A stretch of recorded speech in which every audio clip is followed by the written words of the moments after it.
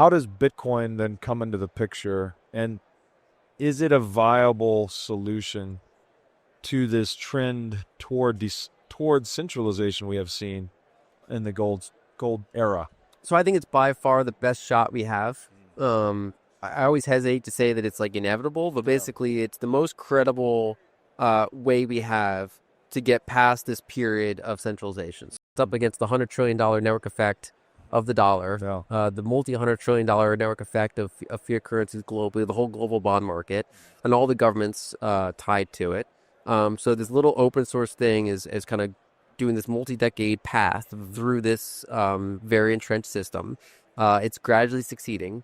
It has things to navigate. It had to, navigate big countries trying to ban it and then figuring out they kind of can't ban it. And, politicians realizing that there's nothing to gain really from donors or anyone else, from voters, for being anti-Bitcoin. But there is a lot to gain from being pro-Bitcoin. And so it's kind of going through that game theory over time. There's a couple countries that are ahead of the curve and say, well, if other countries are going to be slow and even anti, we're going to be the ones that embrace it.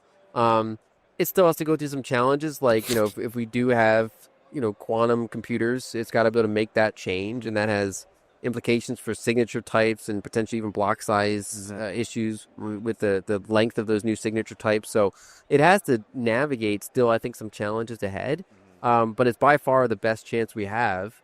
And it's something that it's kind of fundamental. Like even if society were to rerun this whole modernization period multiple times, kind of like how the bicycle would always come before the car, would always come before the airplane, because basically you kind of have the predecessor stuff kind of built into it. Yeah. We always would have Morse code before we have something like Bitcoin. Sure. And, Morse code could be called different. It could have a different, alphabet equivalent, but it still is basically Morse code. Right. Kind of like how Bitcoin wouldn't necessarily have the exact parameters it has now, but something like Bitcoin, if you get to this period, would eventually emerge. And I think we want it to succeed on the first try rather than have to kind of start this project all over again.